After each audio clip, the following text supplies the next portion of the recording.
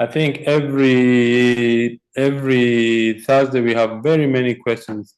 I see there are lots of 11, 12 questions in the chat. So my session this evening is there are two very simple things I want to share with you. Most of it is repetitive, and the reason for repetition is we learn mostly by repetition. So I want to share with you, just one moment. Yeah, what we want to discuss is a very important aspect of our business called retailing products. Because remember, the basics of our business is moving products from near life to different customers, to different households, to different people. What are the essential things that we need in order to move these products to different people? First and foremost is using the products ourselves. If we don't use the products ourselves, I've seen people have tried to join the business. They just want to sign up and get other people to move products. That will not happen. Sorry. So moving product is a very, very important part of building our business. And the first thing about moving products is using. Once you use the product, then you acquire or you gain experience on what the products has done for you or what the products have done for somebody in your family or a friend. It gives you very good information for you to be able to share the product with other people. That's the first step, using the product yourself. The next step is to retail products to customers. That means you move the products from near life to different customers. How do you do this? How do you acquire customers? First, listening to people's needs. I think one of the most difficult things to master is listening. But the more you listen, the more you find out people's needs, and the more you find out people's needs, the more easy it becomes to recommend products to people. For example, if you have a friend of yours who you visit with, you're having a cup of coffee or a cup of tea, whatever it is, and you're chatting, something is bound to come up about health. And as more they speak about challenges they're having in their health, the more you listen and the more you prod them to ask questions. When did this start? How does it? Have you been to a doctor? It will give you very good information on which products to recommend. That leads to the second part, and the second part is product knowledge. The more product knowledge you have, the easier it is for you to recommend the products to people that you're speaking to. For example, a friend of yours has had arthritis for a long time. You see them limping, you see them struggling, and you ask, how long has this been? It looks like you're really having a difficult time walking. Then they will tell you what they've been going through. It's not the right time to recommend the products yet. Find out as much information as possible before you actually recommend the product. They will tell you, the doctor has given me this drug or this medicine, and I've been taking it for 3-4 years, and I don't find any relief at all. When you're sure that you've actually listened enough from your customer or your friend or your relative about what they're going through, then you recommend, by the way, I think I've got something which may be able to help you. There are 2 or 3 products I will recommend for people with arthritis. If it's the osteoarthritis, which means it's bone-related arthritis, or rheumatoid, which is immune-related condition, then you recommend, maybe you should try a product called Full Motion and Omega-3. What does Full Motion do? Full Motion helps to rebuild the cartilages in our joints. Omega-3 helps to reduce inflammation at the joints. I think if you use those 2 products, they can help. You notice the idea is to educate the customer and also to build relationships with them. Or you meet a friend or a customer who's had diabetes for a long time, and they've been maybe they've started using insulin, or they're very careful about what they eat. They have to take something in the morning so that their blood sugar doesn't plunge. And after you've known this for a long time, you recommend maybe you should try Botanical Balance. Botanical Balance is a product that helps to balance glucose in our bloodstream so that there is sufficient insulin, but also our cells absorb glucose sufficiently so that there's a balance of sugar in our blood circulation. That leads you to step number 3. Step number 3 is building good customer relationships. Very important, because the more you build good relationship with your customer, the more you're likely to sell products to your customers. Why? Because if you have a good relationship with your customer, if they want to spend money that is directed toward a need they have, guess who they're going to call or speak about or think about? Is yourself. So it's very important to build good relationship with your customer. Get to know them, get to know their families, get to know their birthday. These little things will help you develop good customer base. In this example, I've just put some of the products. For home care products, you need LDC, multi-purpose heavy-duty cleaner, you need Super 10. Disinfectant, you need Care Solution. When Betty and I travel to the rural areas in Kenya, in Siaya, in my home county, we normally go with Care Solution because it helps us to do a lot of things in the rural areas that, for example, cleaning the place, or it helps if there's a cut or if there's a small injury, it helps you clean wounds properly. Then diabetes. 2 products that are very good for diabetes is Botanical Balance and Tree and N. Very good. Why Tree and N? Because Tree and N is what helps our cells to absorb nutrients efficiently. Botanical Balance helps to balance sugar and, glucose and insulin in our blood.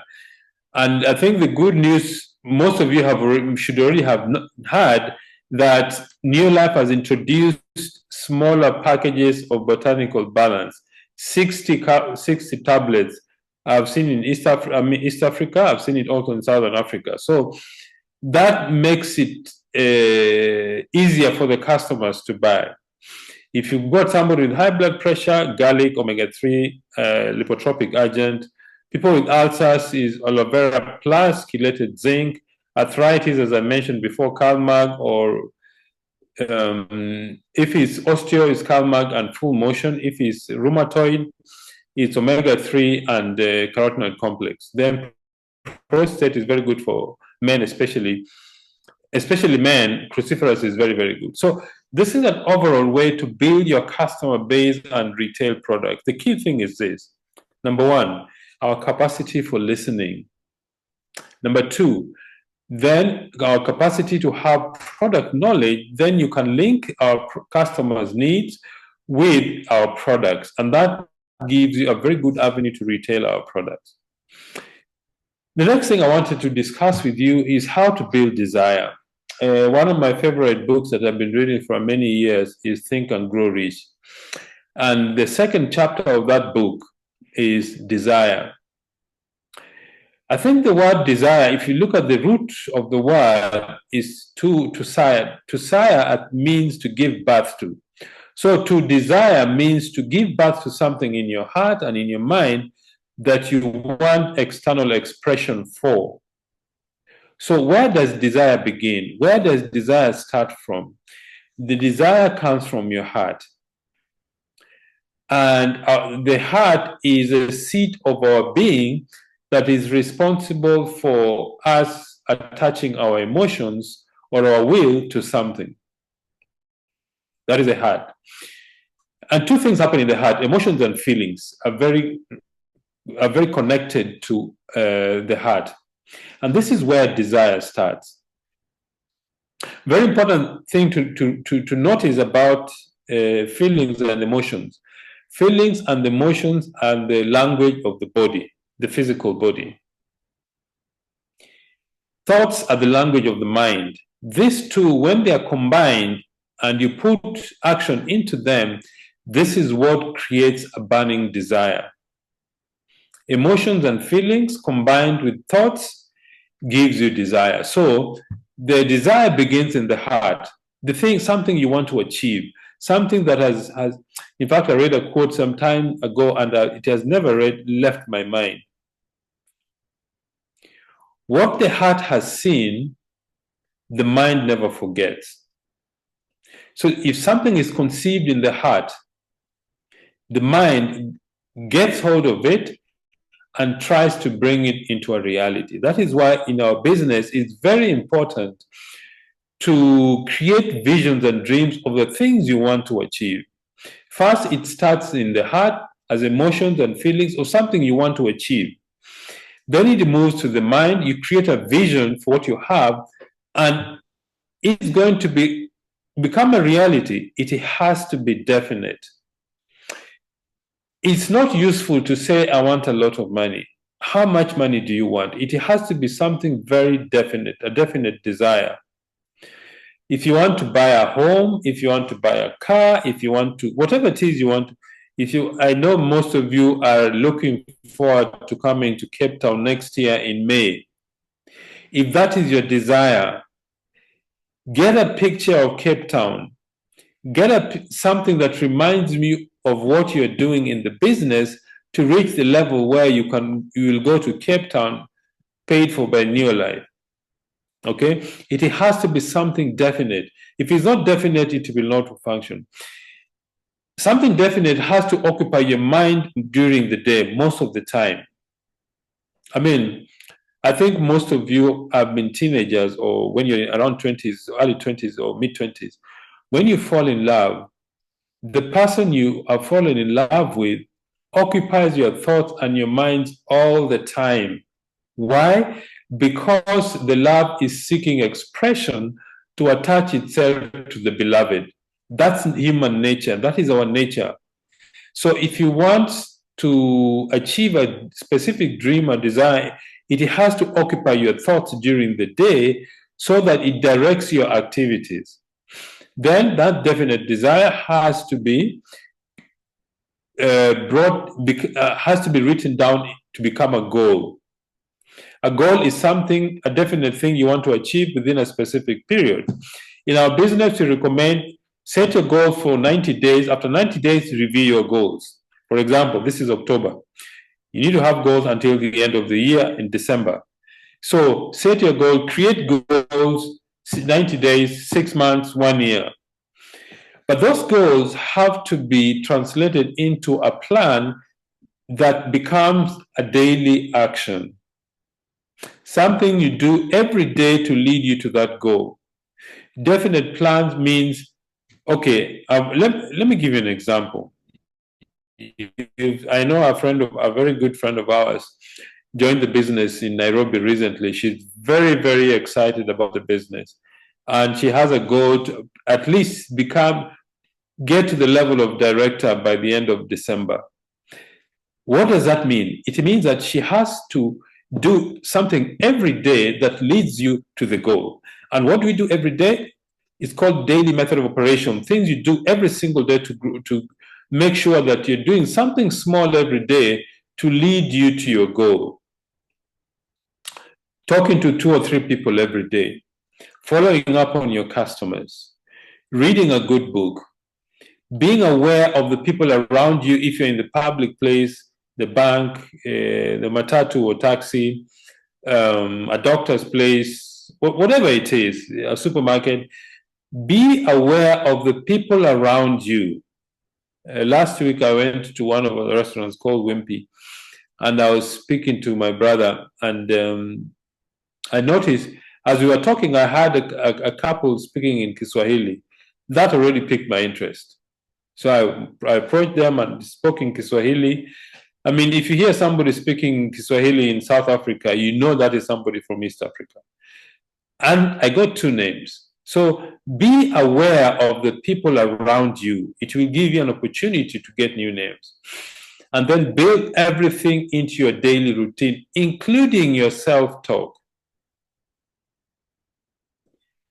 I want to suggest to all of you talk to yourself every single day.